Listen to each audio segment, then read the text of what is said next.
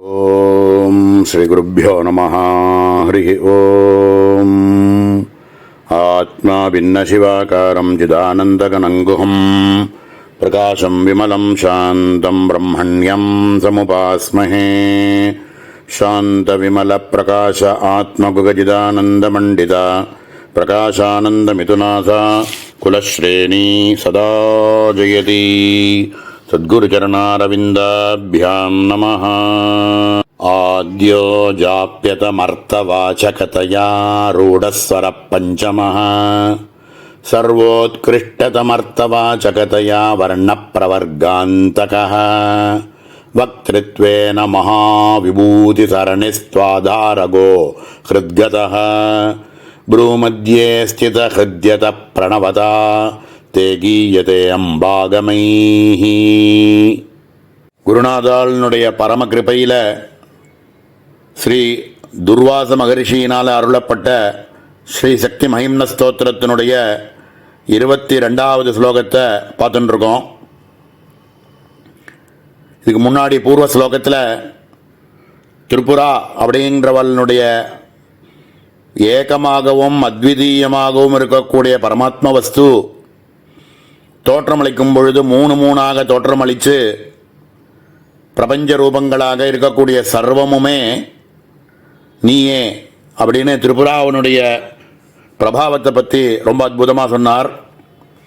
இப்போ இந்த ஸ்லோகத்தில் அந்த திரிபுட்டிகளாக இருக்கிறதுக்கு காரணமாகவும் காமகலா ஸ்வரூபமாகவும் உள்ள பரதேவதை இந்த பஞ்சதசாட்சரின்னு சொல்லக்கூடிய பிரம்ம வித்யா ஸ்வரூபம் இருக்கே, அதில் கூட்டத்திரயங்களாகவும் வாக்பவ கூட்டம், காமராஜ கூட்டம், சக்தி கூட்டம் அப்படின்னு கூட்டத்திரயங்களாகவும் அதனுடைய வாச்சிய வாச்சக வக்தாஸ்வரூபமாகவும் அக்ஷரத்திரய வடிவமாகவும் இருக்கக்கூடிய பிரணவஸ்வரூபமாகவும் நீயே இருக்கிறாய் அப்படிங்கிறத இந்த இடத்துல பிரணவம் அப்படின்னு சொல்லக்கூடிய பிரகாச பிரணவம்னு சொல்லக்கூடிய ஓம்னு சொல்கிறோமே, பிரம்மஸ்வரூபத்துக்கு ஏதாவது ஒரு பிரதீகமாக எதையாவது, ஏன்னா மனசுக்கு வாக்குக்கு எல்லாத்துக்கும் அப்பாற்பட்ட பரவஸ்துவை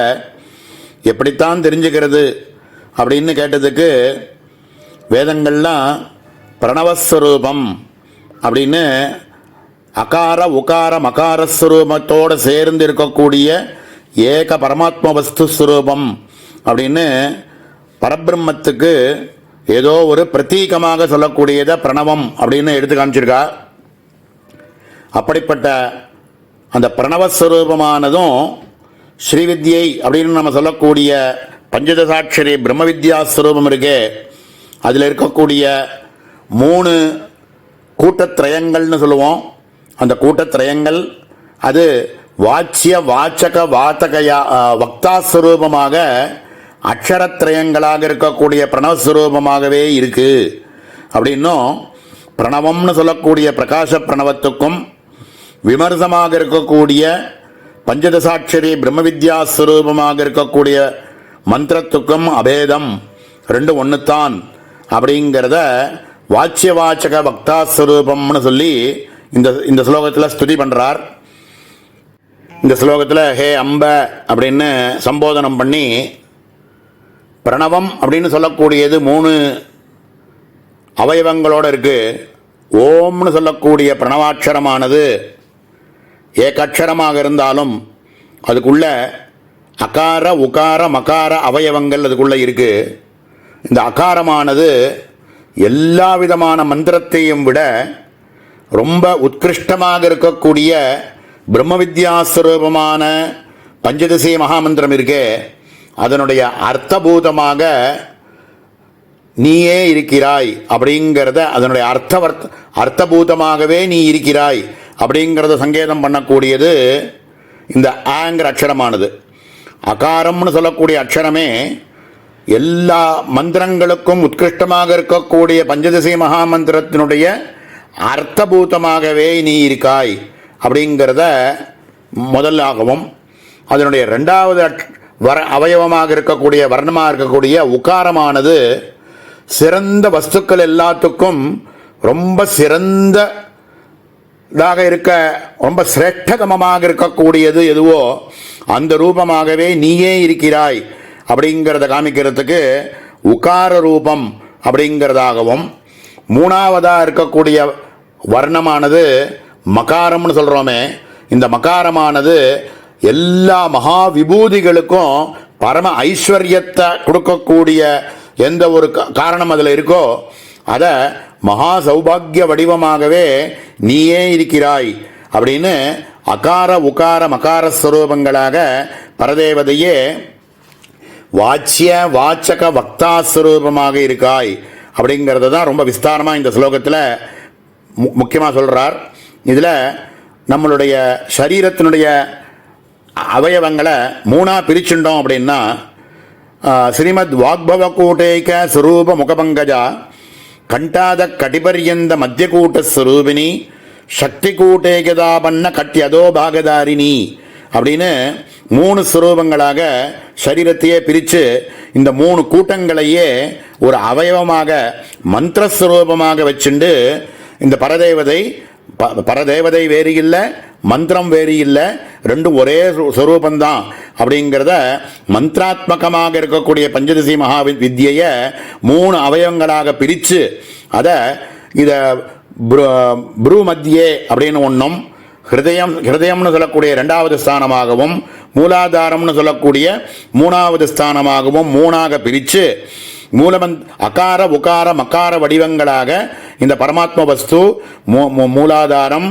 ஹிருதயஸ்தானம், ஆக்ஞா சக்கரம், புருவோர் மத்தியமாக இருக்கக்கூடிய 3 ஸ்தானங்களாக சொல்லி இந்த 3 இடங்கள்ல நீ இருந்துண்டு இந்த தேவதையாகவே பரதேவதையானவள் எல்லா ஜீவஸ்வரூபத்துக்குள்ளேயும் நீனே இருக்கிறாய், சர்வத்துக்குள்ளும் அந்தர்யாமியாக நீயே இருக்கிறாய் அப்படிங்கிறத இந்த ஸ்லோகத்தில் ரொம்ப விஸ்தாரமாக போற்றி சொல்றார்.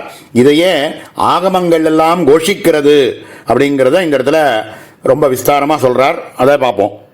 ஹே அம்ப ஆத்ய ஜாப்பியதம அர்த்தவாச்சகதையா ரூடஸ்வர பஞ்சம சர்வ உத்கிருஷ்டதம அர்த்தவாச்சகதையா வர்ணः பிரவர்காந்தகः வக்திருத்வேன மகாவிபூதிசரணிः ஆதாரகதः ஹிருத்கதः ப்ரூமத்யே ஸ்தித இதி அதः தே பிரணவதா ஆகமைஹி கீயதே அப்படின்னு இந்த ஸ்லோகத்துக்கு அன்வயம்.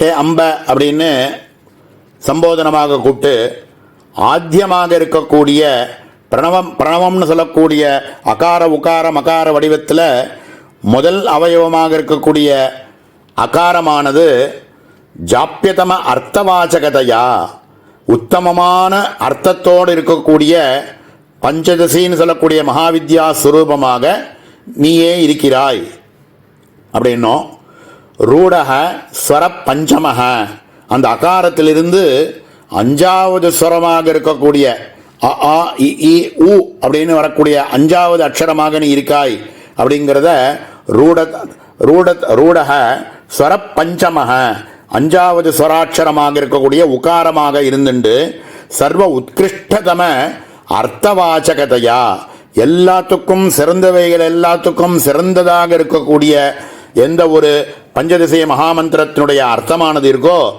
அந்த ரூபமாகவும் உகார ரூபமாக நீ இருக்காய்.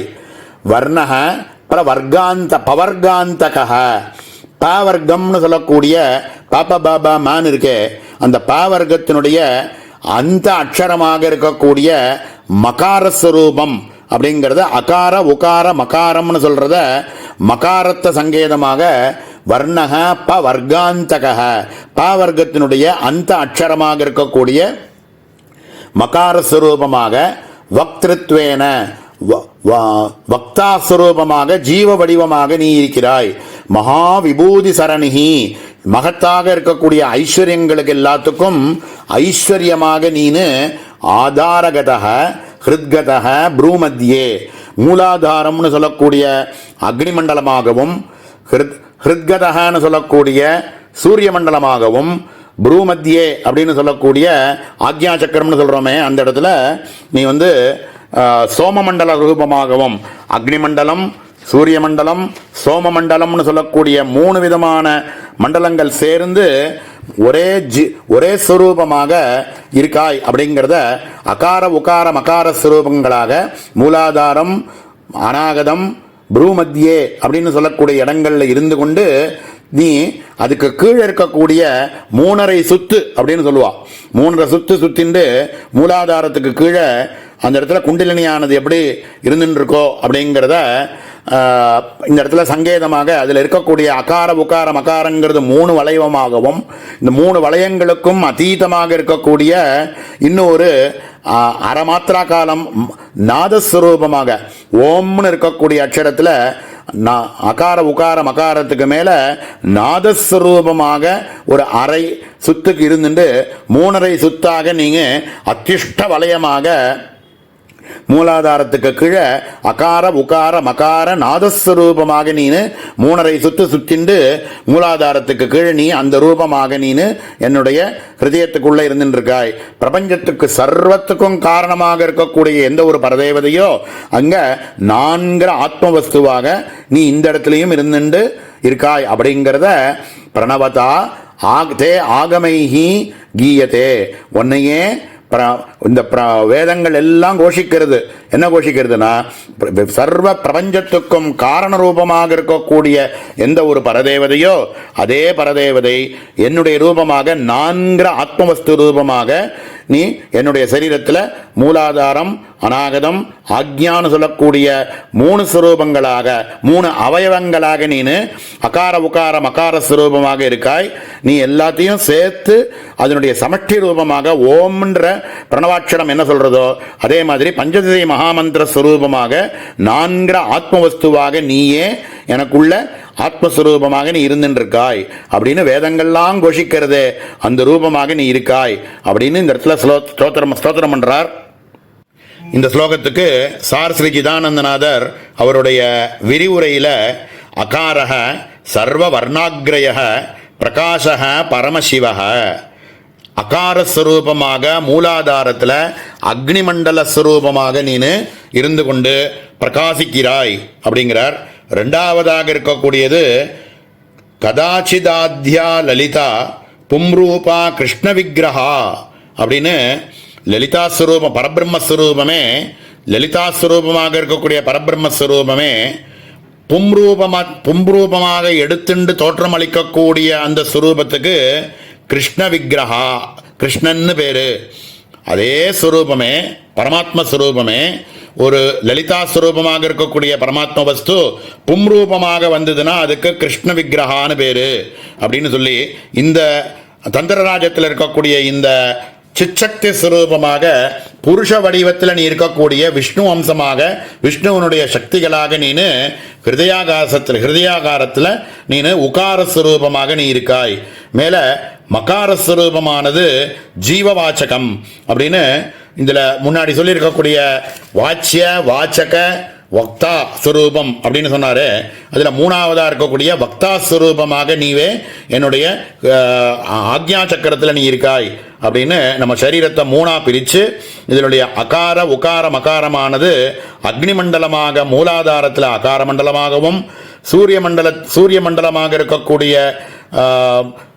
2வதாக இருக்கக்கூடிய மண்டலமாக ஹிருதயாகாசத்தில் உகார மண்டலமாகவும் மகார ரூபமாக சோமமண்டலமாக நீ புருவோர் மத்தியிலும் இருந்து கொண்டு நீனு சமஷ்டி ரூபமாக ஓம்னு சொல்லக்கூடிய பிரணவஸ்வரூபமா போலவே நீ பஞ்சதிசைய மகாமந்திரத்தினுடைய முழு மந்திரத்தினுடைய ரூபமாக நீ மூலாதாரத்துக்கு கீழே அந்த இடத்துல அத்திஷ்ட வலயம்னு சொல்லக்கூடிய இடத்துல அகார உகார மகார நாதஸ்வரூபமாக எப்படி 3வது கூட்டத்தினுடைய ஹ்ரீம்காரத்தினுடைய ஒரு தீர்க்கமாக சொல்லக்கூடிய ஒரு காலம் இருக்கே அந்த நாதஸ்வரூபமாக நீயே என்னுடைய ஒவ்வொரு ஜீவர்களுடைய சரீரத்தில் இருக்கக்கூடிய பரபிரம்ம ஆத்மஸ்வரூபமாக நீயே இருக்கிறாய் அப்படிங்கிறத இந்த இடத்துல ரொம்ப அற்புதமாக எடுத்து சொல்லியிருக்கார். இது பிரணவம் அப்படிங்கிறது வேறு இல்லை, பஞ்சதசாட்சரின்னு சொல்லக்கூடிய மகா மந்திரமானது வேறு இல்லை, ரெண்டு ஒன்று தான். பிரணவஸ்வரூபமாகவே நீ பஞ்சதசை மகா லலிதா மகாத்ரிபுர சுந்தரி ஸ்வரூபமாகவே நீ தான் இருக்கிறாய் அப்படிங்கிறத இந்த இடத்துல அகார உகார மகார நாதஸ்வரூபத்தை பஞ்சதசையினுடைய 3 கூட்டத்திரயங்களாக சொல்லி அதனுடைய 3வது ஹ்ரீம்காரத்தினுடைய தீர்க்கத்தை அதனுடைய நாதஸ்வரூபம்னு சொல்லி இப்படியாக நீ ஒவ்வொரு ஜீவனுக்குள்ளேயும் அந்தர்யாமியாக நீ இருந்துண்டு பிரபஞ்சத்துக்கு உள்ளேயும் வெளியிலும் வாச்சிய வாச்சக வக்தாஸ்வரூபமாக நீயே இருக்கிறாய் அப்படின்னு வேதங்கள் எல்லாம் கோஷிக்கிறதே. அப்படிப்பட்ட ஒன்னை நான் நமஸ்கரிக்கிறேன் அப்படின்னு ரொம்ப அற்புதமான ஒரு மந்திரம். மேலே இருக்க இதுக்கு அடுத்த ஸ்லோகத்தில் ஸ்ரீவித்யை வேறு இல்லை, இதில் இருக்கக்கூடிய காயத்ரி மகாமந்திரத்தினுடைய வியாகிருதி ஸ்வரூபங்களையும் சொல்லி இப்போ ஓமுங்கிறத மட்டும் சொன்னார். இதுக்கு அடுத்த ஸ்லோகத்தில் வியாகிருதி காயத்ரி இந்த ஸ்வரூபங்களாகவும் நீயே இருக்கிறாய் அப்படிங்கிறத அடுத்தது சொல்ல போகிறார். இதை அடுத்த அவகாசத்தில் மேலே பார்ப்போம். ஓம் சகனாவது சகனோ புனக்து சகவீர்யங்கரவாவகை தேஜஸ்வினாவதீதமஸ்து மா வித்விஷாவகை. ஓம் சாந்தி ஷாந்தி ஷாந்தி.